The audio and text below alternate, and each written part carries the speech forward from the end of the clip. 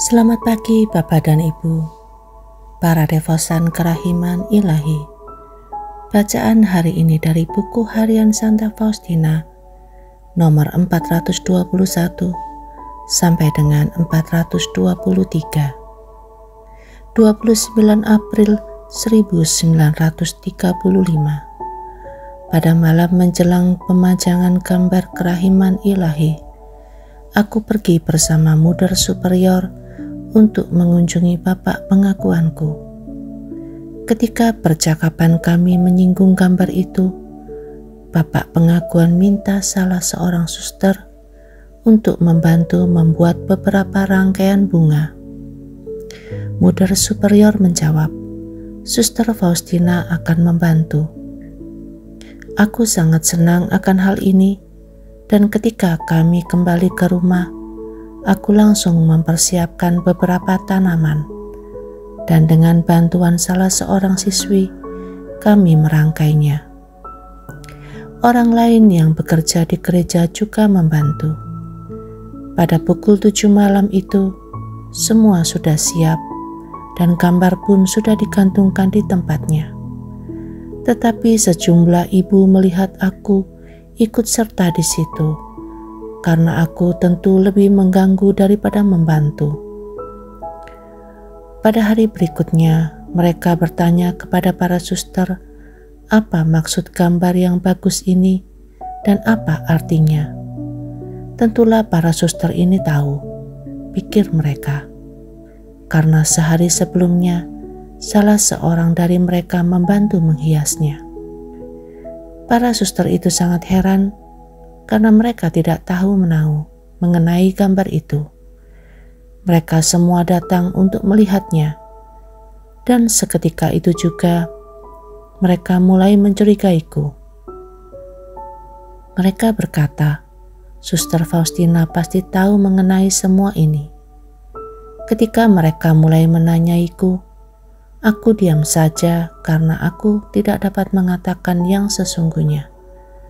Sikap diamku justru meningkatkan rasa ingin tahu mereka, dan aku pun semakin waspada untuk tidak mengatakan suatu kebohongan ataupun mengatakan kebenaran, karena aku tidak mendapat izin untuk berbuat demikian. Maka mereka mulai menunjukkan ketidaksenangan mereka dan mencela aku dengan berkata terus terang, bagaimana mungkin orang luar tahu mengenai hal ini, tetapi kami tidak tahu apa-apa. Beragam penilaian dijatuhkan kepadaku. Selama 3 hari aku sangat menderita, tetapi suatu kekuatan istimewa menguasai jiwaku. Aku begitu bahagia menderita bagi Allah dan bagi jiwa-jiwa yang telah mendapatkan kerahimannya selama hari-hari ini. Melihat bahwa begitu banyak jiwa telah menerima kerahiman ilahi pada hari-hari ini, aku menganggap penderitaan yang terbesar dan semua kerja keras bukan apa-apa. Juga kalau semua itu harus berlangsung sampai akhir dunia, karena semua itu akan berakhir, sementara jiwa-jiwa ini telah diselamatkan dari siksaan yang tanpa akhir. Sungguh merupakan sukacita yang besar bagiku menyaksikan orang-orang lain berpaling kepada sumber kebahagiaan, pangkuan kerahiman ilahi. Melihat pengorbanan dari usaha-usaha Pastor Soposko untuk karya ini, aku kagum akan kesabaran dan kerendahan hatinya. Ini menuntut banyak pengorbanan dari dia, bukan hanya dalam wujud kerja keras dan aneka gangguan, tetapi juga uang. Biarpun demikian, Pastor Soposko menanggung semua pengeluaran. Aku dapat melihat bahwa penyelenggaraan ilahi telah mempersiapkan dia untuk melaksanakan karya kerahiman ini sebelum aku memintanya dari Allah.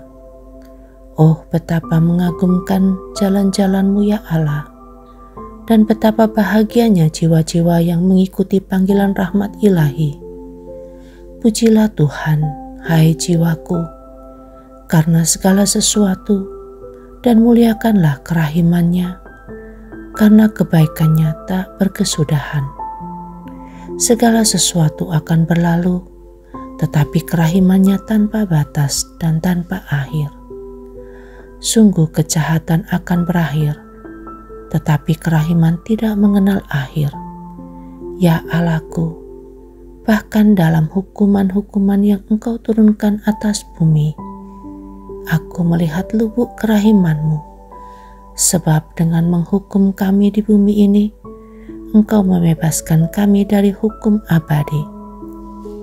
Bersukacitalah hai semua makhluk, karena kamu lebih dekat dengan Allah yang Maha Rahim daripada seorang bayi dengan hati ibunya.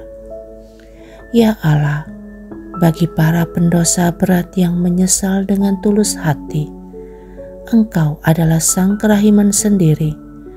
Semakin berat kejahatan pendosa, semakin besar haknya untuk mendapatkan kerahiman Allah. Yesus, Engkau andalanku.